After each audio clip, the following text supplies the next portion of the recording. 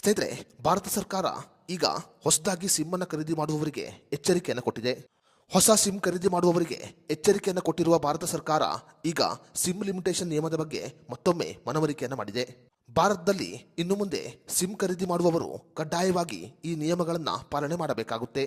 ಹೌದು, ಭಾರತದಲ್ಲಿ sim limitation ನಿಯಮವನ್ನ ಈಗ ಕಡ್ಡಾಯಗೊಳಿಸಲಾಗಿದೆ. ಸಿಮ್ ಕಾರ್ಡ್ ಲಿಮಿಟೇಷನ್ ನಿಯಮದ ಪ್ರಕಾರ ಇನ್ನು ಮುಂದೆ ಒಬ್ಬ ವ್ಯಕ್ತಿ ಇಷ್ಟು ಸಿಮ್ಗಳನ್ನು ಮಾತ್ರ ಖರೀದಿ ಮಾಡಬಹುದು. ಹಾಗಾದ್ರೆ ಸಿಮ್ ಕಾರ್ಡ್ ಖರೀದಿ ಮಾಡುವವರಿಗೆ ಕೇಂದ್ರ ಸರ್ಕಾರ ಜಾರಿಗೆ ತಂದಿರುವ ಆ ನಿಯಮ ಯಾವುದು ಅನ್ನೋದರ ಬಗ್ಗೆ ಸಂಪೂರ್ಣ ಮಾಹಿತಿಯನ್ನ ಈ ವಿಡಿಯೋದಲ್ಲಿ ನಾವು ನಿಮಗೆ ತಿಳಿಸಿಕೊಡ್ತೀವಿ. ವಿಡಿಯೋ ತುಂಬಾ ಇನ್ಫಾರ್ಮೇಟಿವ್ ಆಗಿದೆ, ಎಲ್ಲೂ ಸ್ಕಿಪ್ ಮಾಡದೆ ನೋಡಿ. ಹಾಗೂ ಈ ಮಾಹಿತಿಯನ್ನ ಸಿಮ್ ಕಾರ್ಡ್ ಖರೀದಿ ಮಾಡುವ ಪ್ರತಿಯೊಬ್ಬರಿಗೂ ಶೇರ್ ಮಾಡಿ. ಸ್ನೇಹಿತರೆ, ಭಾರತದ ದೂರಸಂಪರ್ಕ ಇಲಾಖೆ ಮತ್ತು ಟ್ರೈ ನಿಯಮದ ಪ್ರಕಾರ ಒಬ್ಬ ವ್ಯಕ್ತಿ ಗರಿಷ್ಠವಾಗಿ 9 ಸಿಮ್ ಕಾರ್ಡ್ಗಳನ್ನು ಮಾತ್ರ ಖರೀದಿ ಮಾಡಬಹುದು. ಆದರೆ ಕಾಶ್ಮೀರ, ಅಸ್ಸಾಂ ಮತ್ತು ಈಶಾನ್ಯ ರಾಜ್ಯಗಳಲ್ಲಿ ಒಬ್ಬ ವ್ಯಕ್ತಿ ಕೇವಲ 6 ಸಿಮ್ ಕಾರ್ಡ್ಗಳನ್ನು ಮಾತ್ರ ಖರೀದಿ ಮಾಡಬಹುದು.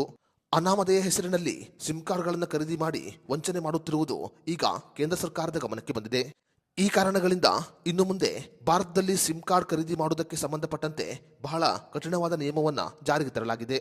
ಒಬ್ಬ ವ್ಯಕ್ತಿಯ KYC ಅಥವಾ ಬಯೋಮೆಟ್ರಿಕ್ ಅನ್ನು ಬಳಸಿಕೊಂಡು ಕೇವಲ 9 ಸಿಮ್ ಅನ್ನು ಮಾತ್ರ ಖರೀದಿ ಮಾಡಬಹುದು. 9ಕ್ಕಿಂತ ಹೆಚ್ಚಿನ ಸಿಮ್ ಅನ್ನು ಖರೀದಿ ಮಾಡಿದರೆ ನೀವು ಸಮಸ್ಯೆಯನ್ನ ಎದುರಿಸಬೇಕಾಗುತ್ತೆ.